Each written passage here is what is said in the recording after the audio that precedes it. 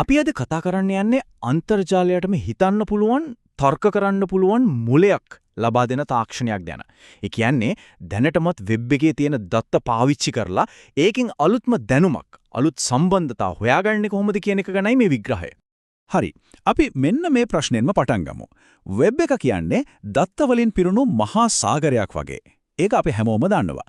නමුත් ඒ දත්ත අරගෙන ඒවා අතර තියෙන සම්බන්ධකම් තේරුම් අරගෙන ඒ මත පදනම් වෙලා අලුත් නිගමනවලට එන්න වෙබ් එකට පුළුවන්කමක් තියනවද?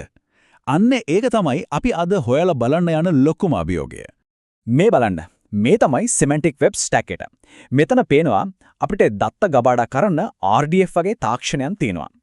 ඒ දත්තවලට අර්ථයක් දෙන්න, ඒ කියන්නේ මිනිස්සෙක් කියන්නේ මොකක්ද, සමාගමක් කියන්නේ මොකක්ද කියලා නිර්වචනය කරන්න OWL වගේ ඔන්ටොලොජිස් තියෙනවා. ඒත් මේ ඔක්කොම තියෙද්දිත් නිකම්ම දත්ත ටිකක් විතරයි. මේ දත්ත වලින් අලුත් දෙයක් අනුමාන කරන්න, ඉන්ෆර් කරන්න නම් අනිවාර්යයෙන්ම ඕන වෙනවා අර උඩින්ම තියෙන රූල්ස් කියන ස්ථාරය. ඒක තමයි මේ හැමදේම එකට සම්බන්ධ කරන මොලය. එහෙනම් අපි බලමු මේ වෙබ් තර්කණයේ මූලිකම ගොඩනැගීමේ ඒකකය. ඒ කියන්නේ මේ මුළු කතාවෙම අතිවාරම වගේ වෙන්නේ හෝන් ක්ලෝස් එකක් කියන්නේ මොකක්ද කියලා. හෝන් ක්ලෝස් කියන්නේ හරිම සරල දෙයක්. ඒකෙන් කියන්නේ මෙහෙම දෙයක් වුණොත් මෙහෙම දෙයක් වෙනවා කියන එක. if then කියන තාර්කික රීතිය තමයි මේ. හිතන්නකෝ අපි ගොඩනගන්නේ මේ සංකීර්ණ රීති පද්ධති කියන විශාල ගොඩනැගිල්ලේ තියෙන මූලිකම ගඩොල් කැටය තමයි මේ හෝන් ක්ලෝස් කියන්නේ. මේ උදාහරණය බලන්න. මේක තර්ක ශාස්ත්‍රයේ එන හරිම ප්‍රසිද්ධ උදාහරණයක්. අපිට කරුණු දෙකක් තියෙනවා. එකක් තමයි සියලුම මිනිස්සු මරනවා කියන එක. දෙවෙනි එක සොක්‍රටිස් කියන්නේ මිනිසෙක් කියන එක. මේ කරුණු දෙක එකතු කරලා අපි අලුත්ම නිගමනයකට එනවා. එහෙනම් සොක්‍රටිස් කියන්නේත් මැරෙන කෙනෙක් කියලා. අන්න ඒ මූලධර්මයේ තමයි හෝන් ක්ලෝසස් වලින් ක්‍රියාත්මක වෙන්නේ. හරි. දැන් මේ වගුව දිහා බැලුවම ඒක තවත් පැහැදිලි වෙනවා. එකම රීතිය විවිධ විදිහට ලියලා තියෙනවා පේනවා නේද? වම් පැත්තේ තියෙන්නේ විධිමත් තාර්කික ආකාරය. හැබැයි අපිත් එක්ක ඒ වගේම පරිගණක පද්ධතිය එක්කත් වැඩ කරන්න ලීසිම වෙන්නේ අර මැඩ තියෙන රූල් බේස්ඩ් ෆෝම් එක. ඒකෙන් කෙලින්ම කියවෙනවා x කියන කෙනා human කෙනෙක් නම් x කියන කෙනා mortal වෙනවා කියලා. අන්න ඒකට තමයි අපි if then තර්කණය කියන්නේ. හොඳයි. අපි දැන් මේ හෝන් ක්ලෝසස් වල තර්කණයේ ප්‍රායෝගිකව ඇත්තටම ක්‍රියාත්මක කරන භාෂාවක් ගැන කතා කරමු. ඒ තමයි data log. data log වල තියෙන විශේෂම දේ තමයි ඒක declarative. එහෙමත් නැත්නම් ප්‍රකාශනාත්මක වීම. ඒ කියන්නේ මොකද්ද? අපි පරිගණකයට කියන්නේ මේ දේ කරන්න ඕන කියලා විතරයි. ඒක කරන්නේ කොහොමද කියලා පියවරෙන් පියවර කියන්න ඕනේ නෑ. හරියට අපි GPS එකට යන්න ඕන තැන කිව්වම ඒකට යන හොඳම පාර GPS එකම හොයාගන්නවා වගේ වැඩක් තමයි මෙතන වෙන්නේ. මේ තියෙන්නේ data log රීතියකට නියම උදාහරණයක්. මේක හරිම සරලයි ඒත් හරිම ප්‍රබලයි. මෙතනින් කියන්නේ X කියන කෙනා Y ගේ grandparent කෙනෙක්. ඒ කියන්නේ C එක හරි ආච්චි කෙනෙක් හරි වෙන්නේ. X කියන්නේ Z කියන කෙනාගේ parent කෙනෙක් වෙලා ඒ Z කියන කෙනා Y ගේ parent කෙනෙක් වෙනව නම් විතරයි.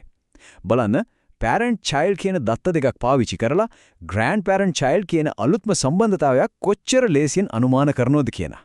මේ දෙකේ වෙනස මෙහෙම හිතලා බලන්න. SQ කියන්නේ හරියක පුස්තකාලාධිපති කෙනෙක් වගේ. අපි ගිහින් නිශ්චිත පොතක් කිල්ලුවොත් එයා ඒ පොත තියෙන තැනින් අරන් දෙනවා. එච්චරයි. හැබැයි data log කියන්නේ රහස් පරීක්ෂකයෙක් වගේ. එයා පුස්තකාලේ තියෙන පොත් ඔක්කොම කියවලා ඒවේ තියෙන තොරතුරු එකට සම්බන්ධ කරලා අපරාධකරු කවුද කියලා හොයලා දෙනවා. SQL දත්ත ටික ගේනවා විතරයි data log දත්ත වලින් අලුත් නිගමන හදනවා. හරි. දැන් අපිට තවත් අභියෝගයක් එනවා. ලෝකයේ එක විදිහේ රීති පද්ධති, රීති භාෂා ගොඩක් තියෙනවා. ඉතින් මේ එකිනෙකට වෙනස් systems කොහොමද එකිනෙක එක්ක කතා කරන්නේ? කොහොමද රීති හුවමාරු කරගන්නේ? W3C ගේ මේ ප්‍රකාශයෙන්ම RIF වල අරමුණ පැහැදිලි. RIF කියන්නේ හැමෝටම පාවිච්චි කරන්න කියලා හදපු තවත් එක රීති භාෂාවක් නෙවෙයි. ඒක හරියට භාෂා ගොඩක් දන්න පරිවර්තකයෙක් වගේ. එයාගේ කාර්යය තමයි එක සිස්ටම් එකකට තියෙන රීති අනිත් සිස්ටම් එකට තේරෙන විදිහට පරිවර්තනය කරලා දෙන එක. ඉතින් RIF එහෙමත් නැත්නම් rule interchange format කියන්නේ එකිනෙකට වෙනස් රීති එන්ජින් වලට එකිනෙකා එක්ක කිසිම ප්‍රශ්නයක් නැතුව sannivedanaya කරන්න පොදු භාෂාවක්. එහෙමත් නැත්නම් සම්මතයක් සපයන W3C නිර්දේශයක්.